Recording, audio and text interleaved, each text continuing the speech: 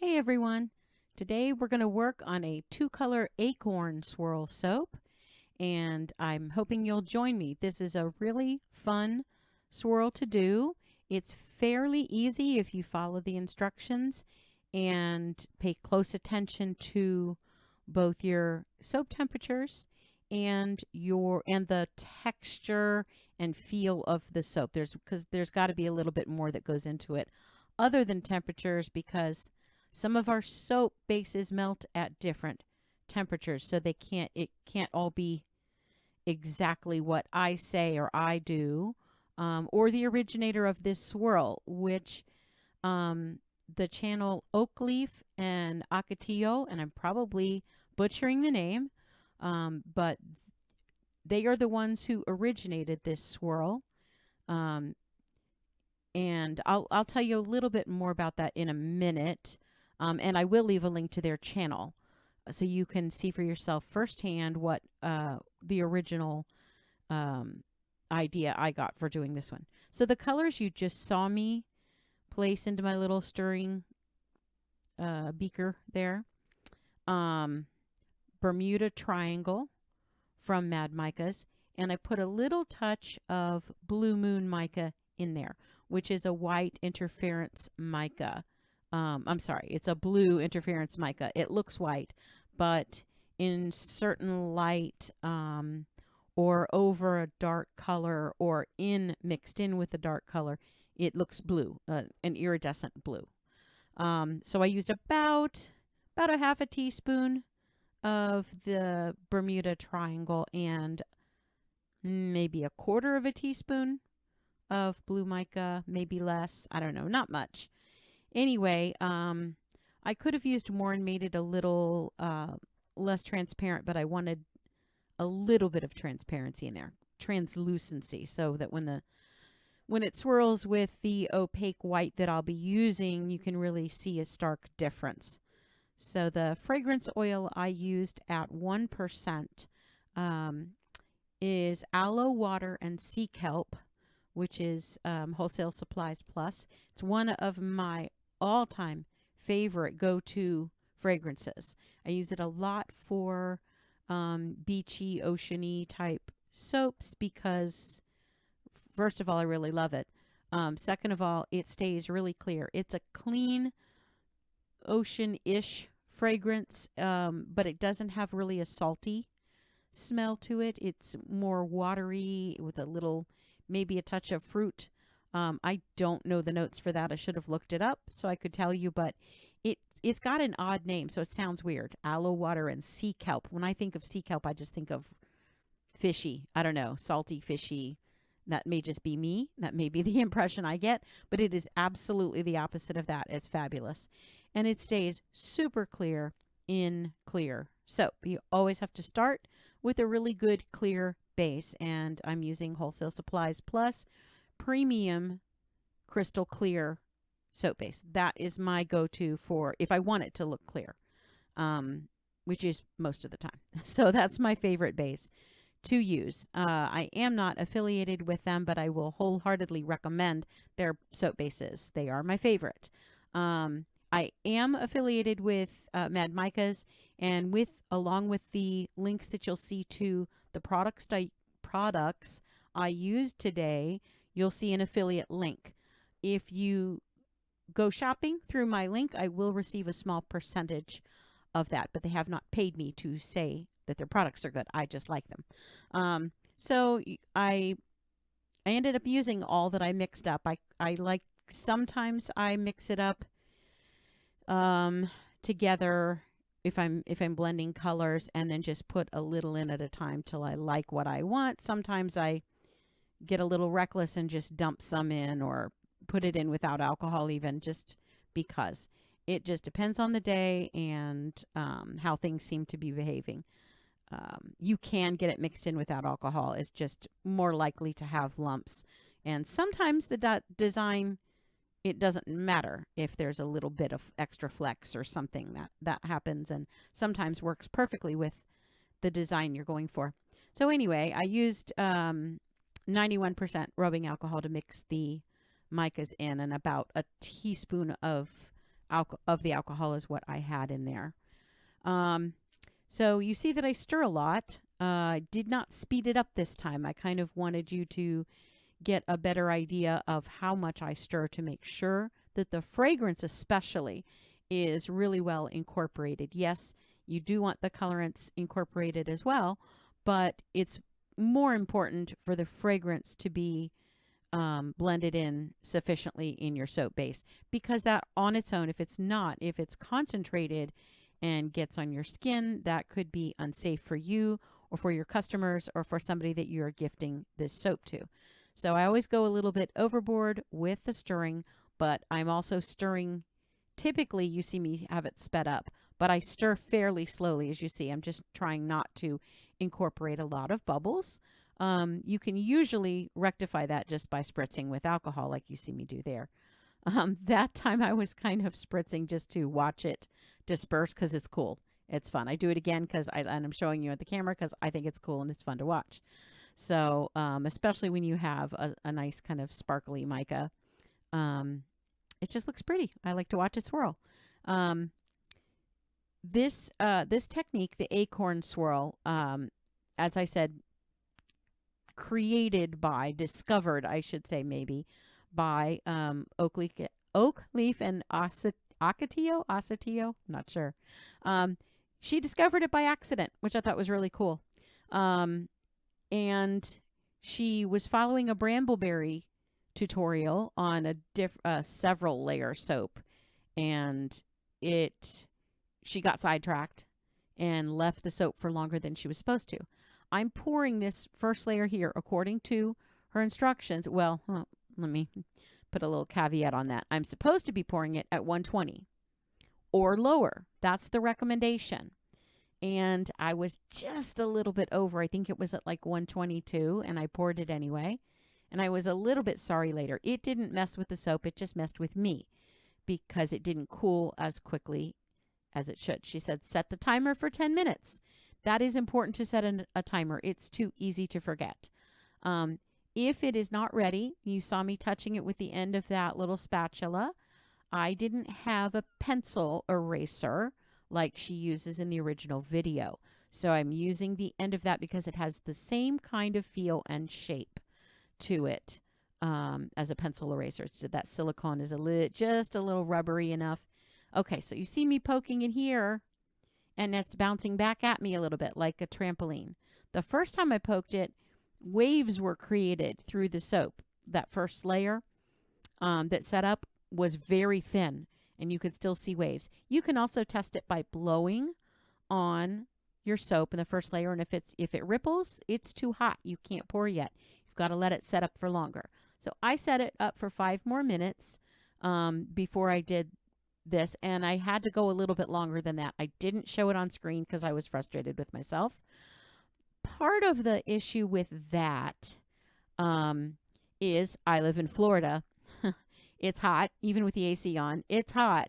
So that's something that you need to take into consideration. The other thing, as I'm swirling here, you see I'm using, sorry, I'm getting a little sidetracked with this, but you do want to take the opposite end of a spoon, not the part you eat with, the handle end, and punch it in all the way to the bottom. It's got to go all the way to the bottom, and you do one zigzag from one end to the other. Doesn't matter what corner you start in, but from one end to the other, you zigzag, and you make sure that you're scraping the bottom of that. You saw that a great big skin, the skin that was on the top of the blue, when you saw me poking at it, that came up, and I just pushed it back a little bit. I don't move it around a lot. You just do that and kind of leave it alone. But because I knew I kind of pulled a lot of the blue, I did give it a slight push backward, and I don't think I hurt anything in the process. And then I reset my timer for 5 more minutes. I ended up resetting it again for 5 more minutes because this I think was my own fault. I think I made a mistake with this. The white I chose, instead of just creating my own white like I do frequently and adding titanium dioxide, I was a little lazy because I was running a little low on titanium dioxide and didn't want to mix up more. I did add a little bit to the white, but I wouldn't have had enough to make a full opaque white on my own. So I used a white soap. I had a white soap base, detergent-free baby buttermilk from Wholesale Supplies Plus. And the reason detergent-free makes a difference is because the melting point is much lower. And that also means that it's going to take it longer to set up. So when I came back the first time, it was actually almost sticky on the top. It wasn't set up at all.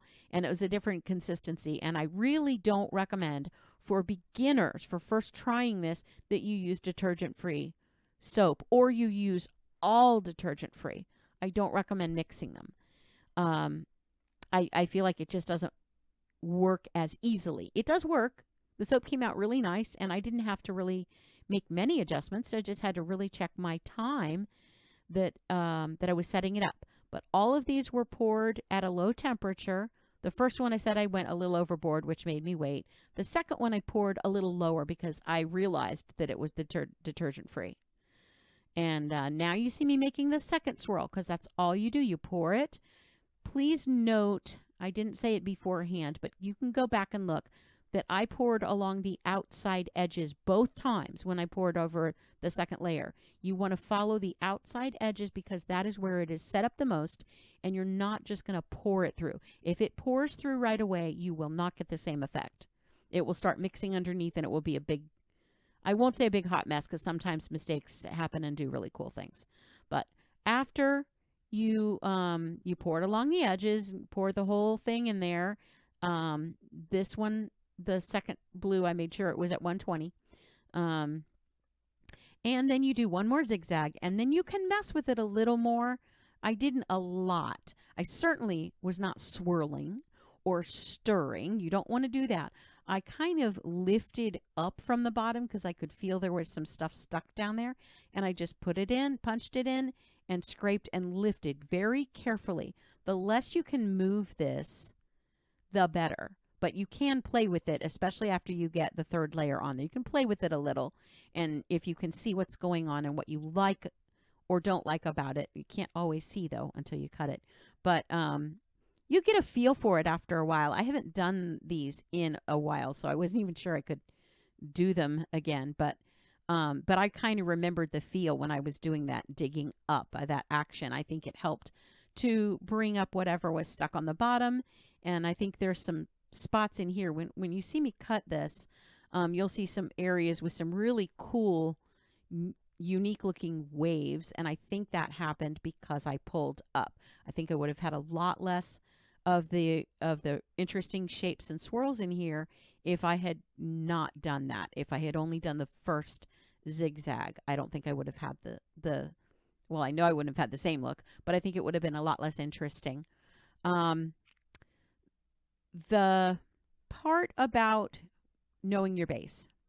This is extremely important because you need to know what your melting point is. Crafter's Choice Premium Crystal Clear and most of the Crafter's Choice, or really all of them, I think, their melting point is, it'll say on the website 120 degrees Fahrenheit to 120, to 125. So in that range is its melting point. I find that the detergent free is faster. I think I mentioned that earlier. It's closer to the 120 or even a little bit lower at times. And the clear seems to melt, the premium seems to have a little bit higher melting point, but not as high as some other brands. So you need to know if your brand's melting point is at 140, you're going to have a really hard time pouring it at 120, in my opinion. I know some of those set up really fast. The hotter you have to take it, the faster it's going to set up. So keeping that in mind as you're pouring, I'm not sure you could take it to 120 or below. She even said if you could get it down in the teens, it would be great. You want to watch for consistency. Let it get a little thick before you pour. Just a little bit. You don't want a big, glumpy, nasty, gel-like. But if it's a little gel-like and if it's a little thicker, it's going to swirl better for you. The thinner it is and the hotter it is, the more likely that your colors are just going to blend and make mud. Maybe a pretty mud, but it's not going to get the clarity of, or the distinctive swirls, I guess is a better word to use for that. Speaking of clarity, I want to point out while I'm showing these off a little as I'm cutting, by the way, I was really super excited when I was cutting these. I was doing a happy dance. I just didn't do it on film. Leaving that blue, the Bermuda Triangle, leaving it a little transparent was so perfect. It really shows off, and you'll see when I come in a little bit closer soon after I get them all cut, and you can really see the sparkle of the blue moon. It really looks cool. Now here's where I discover that I messed up my Uncle Andy's. So this is in no way Uncle Andy's fault. This is my cutter, if you are not familiar with the soap guillotine. It's the perfect melt and pour soap cutter. It really, really works without breaking anything. But I knocked my measurer, the little knob you see down there measures how far away from the blade it is, so you know how thick your slices are going to be. And I had mine perfectly set up that in this mold I get 6 even slices. A little bit, like more than an inch. It's maybe 1.25 inches or something like that. I forget. I'll have to look at it. And here is my boyfriend trying to help me assess if they're really as chunky as they look or what's going on. He said, what about this piece? And what about that one? Which that one he brought in, I was like, that's not even the same mold. That's the little rectangle molds. But yeah, it was definitely much bigger. So I ended up with a little extra, a little sample size, about half the size of my normal bar. And it's mine. So I'm just going to use it for myself because I love that fragrance, and I'll get to use a really pretty swirl soap too. Yeah, I've got to fix that before I slice anything else. These are really chunky bars. Now, I didn't fill the mold totally up, so they're probably going to be equal in weight to what I normally cut, because I usually fill it to the brim and sometimes over. And I just didn't end up doing it this time. I think I misremembered the ounces that the mold holds. Yeah, can you see the blue Moon Mica shimmering? It looks like a little bit like glitter. It's not. There is some glitter in the white, so you might see that a little bit as well. I just did some Sparkle Plenty in that, but it really, what's showing is the blue moon. Oh, I thought it came out so pretty with that. You can really see it in the video. In a moment, you're going to see some close-ups, and it's you don't see it in that as well. I mean, they're really pretty, but the lighting in my light box just doesn't catch everything really well, and I'm not great at adjusting the lighting in that thing, or in my phone. There's something I'm not perfect with it, but look at how the camera picks that blue moon up. It's gorgeous. So I guess the most important thing to say is you have to know what your melting temperature of your soap is. I do highly recommend the Wholesale Supplies Plus normally, but even more so for this. There are some people who will use a suspending base, and they have great success with that. And if you do that, if you try it, let me know what you think. I'm not a super fan of that base. I've used it before several times. I've tried swirling with it. I find better luck with just a lower temperature, like below your melting point, but not completely, gelled up, not creating soap on a stick, as the cold process soap makers say. If you have questions, if I've left any information out, please reach out to me, comment, message me, write on the community post if you like, because I want to give you all the information I can, and I may have forgotten something. I hope you learned something. I hope you like this. Let me know in the comments if you're going to try this. I really hope you do. Swirls are fun. They're weird, but they're fun. So thanks so much for stopping by. Please Please give it a like and subscribe if you wish. Thanks. Bye.